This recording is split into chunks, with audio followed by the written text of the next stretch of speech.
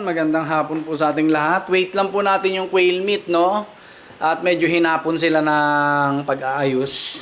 So, yan na lang po natira sa ating quail eggs. Literal. Walang halong editing. At ayan po, ang mga additional na orders. Salamat po sa pagtangkilik, no? Ito mga to, yung mga pasabay po, no? Pasabay dito sa ating mga quail meat. Alright? So, yan, oh. Mamaya maglalagay po tayo dito ng additional quail eggs. Kahit yung ano natin ngayon, yung mga collection natin ngayon, yung mga selected, no? So ito po, malapit-lapit na yun, no? First batch, second batch, third batch. Alright? So, yan, maaga tayo nagpakain ng mga pugo at saka manok natin. Dahil ina-expect ko between 1 to 3 p.m. po yung order, no? Pero mag-alas 4 na, wala pa din. No? Mahirap po yung ganyan, no? Yung oras hindi na bibit. Katulad niya, nagsabi na ako sa inyo ng between 1 to 6 p.m. 1 to 6 p.m. naman, ang sabi ko, 'di ba? No?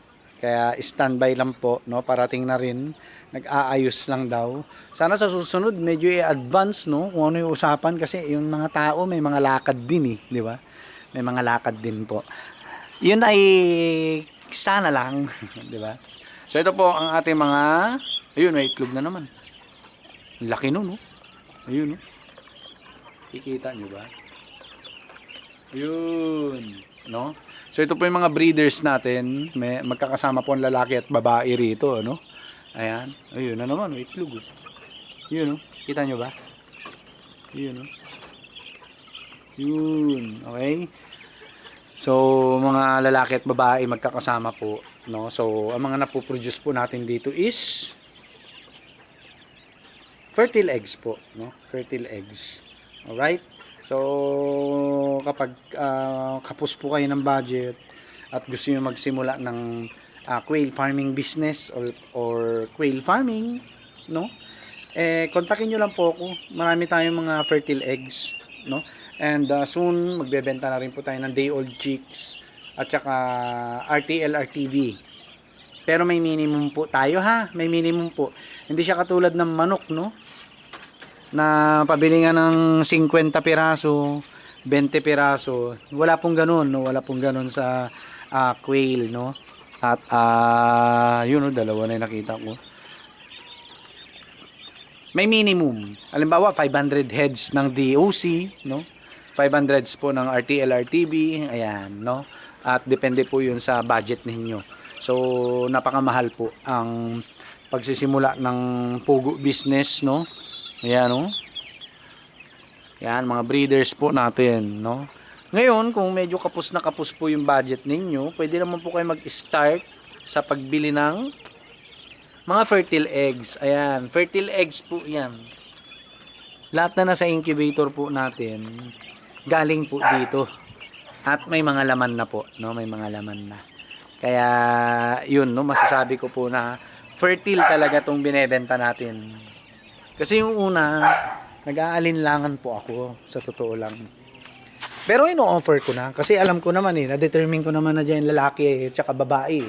Hiniwalay natin yung lalaki, hinati, pati yung mga inahin, hinati din, tas hinati natin equally yung lalaki sa mga equally divided na mga inahin natin, no? Kaya may chance talaga na mataas ang fertility. Nga lang wala akong proof until such time na yun nga, no, kinompress natin tong dalawang incubator natin dahil yung mga unang lagay natin walang laman, no? Pinagtatanggal natin. Kaya nangyari yun doon sa dalawang DIY incubator natin, pinagpipili ko lang doon yung mga good sizes. May mga sinama kasi ako doon na maliliit eh, no? Mga good sizes lang, inlagay ko dito sa mga space dito, no? At may mga laman eh, no? May mga laman kasi nag-o-orange na siya, no? Kapag clear na clear, walang laman. Pag medyo orange na yung loob ng kabuuan, pag inilawan, may laman po yun, no?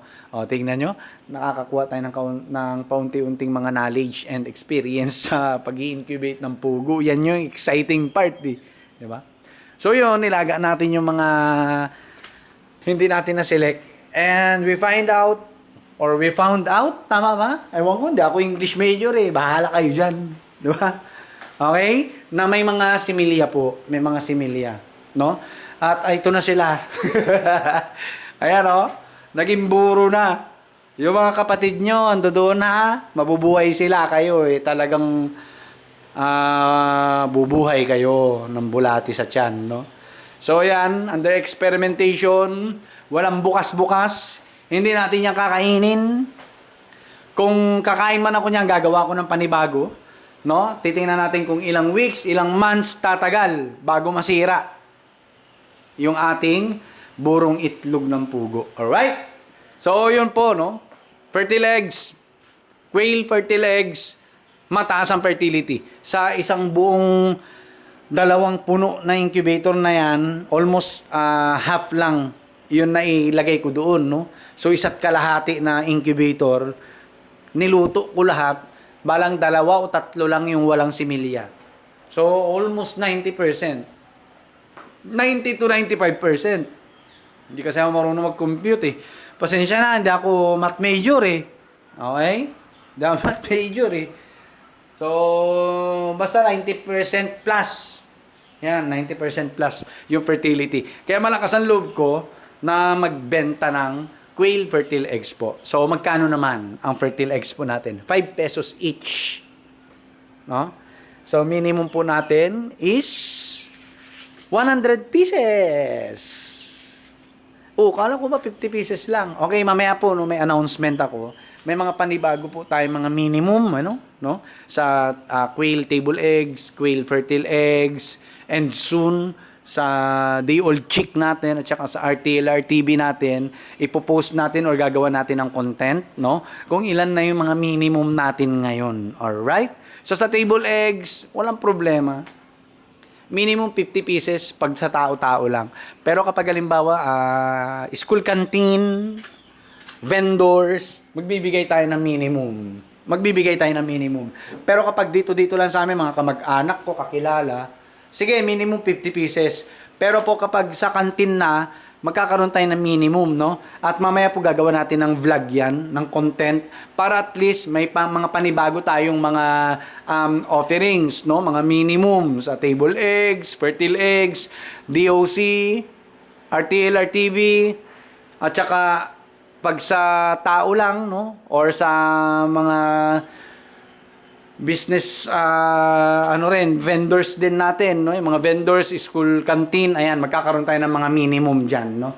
Magkakaroon tayo ng mga minimum. Alright? So, buksan muna natin to, na-overcharge na to. Bubuksan muna natin tong ating laptop.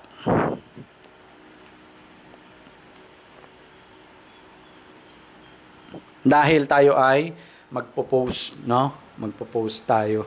Alright? So, yun po, no? Mamaya i-announce natin yan. At pinag-aaralan ko po, no? Na may mga minimum tayo. Para at least hindi talo sa gas, no? Yun. Wala pong problema kung kayo pupunta rito eh. Kahit 30 piraso, 20 piraso, sige. Na pangkonsumo na itlog, sige. No? Walang problema. Basta kayo pupunta rito. Pero kapag yung i-deliver pa po, yun, syempre, naintindihan naman natin yun, no? Mahal ang gasolina. Okay? So, yun po, no? Hanggang dito na lang po. Mag-post muna tayo. And God bless po sa ating lahat.